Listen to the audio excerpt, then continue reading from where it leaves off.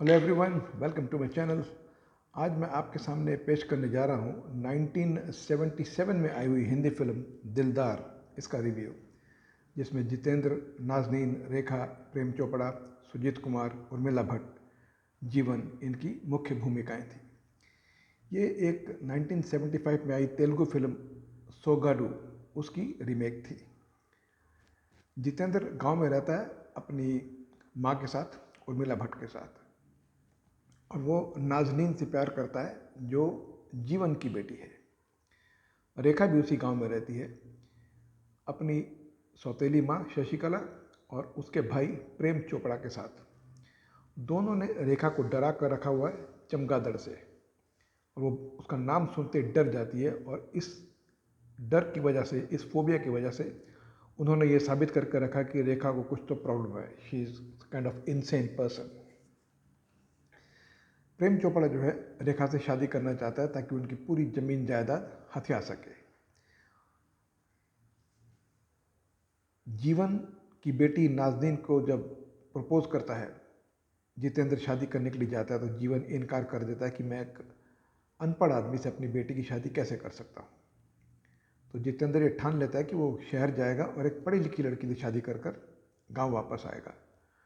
और जिस दिन जाता है उसी दिन रेखा घर से भाग जाती है, क्योंकि प्रेम चोपड़ा उससे शादी करने वाला होता है।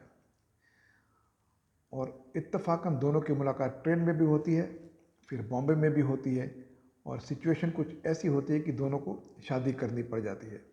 और जब दोनों वापस अपने गांव आते हैं तो उन्हें मुसीबतों का सामना करना पड़ता है।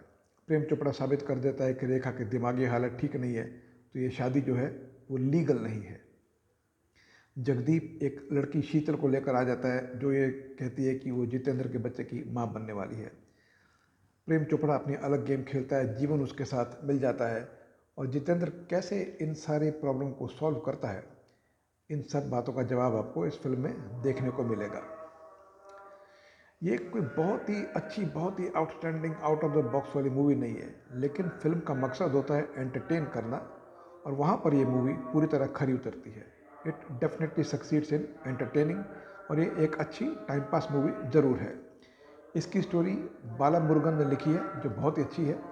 फिल्म के मूड के हिसाब से 77 की मूवी है, और उस टाइम के हिसाब से जिस तरह की फिल्में साउथ में बनती थी, उसके हिसाब से बहुत ही अच्छी उस टाइम के हिसाब से मूवी बनाई गई है ये। इंदर राज आनंद के डायलॉग्स हैं जो बहुत ही पावरफुल है।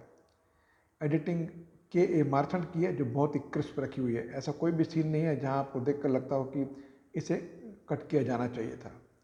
आनंद बख्शी ने फिल्म के गाने लिखे थे और लक्ष्मीकांत प्यारेलाल ने म्यूज़िक कंपोज किया था। 3 गाने बहुत ही अच्छे हैं, तेरी मेरी शादी सीधी सादी, और मैं राजा तू रानी, और स्कूल में क्या पढ़ोगे ओ राम। ये बहुत ही अच्छे चार्ट बस्टर सॉन्ग्स थे अपने टाइम के।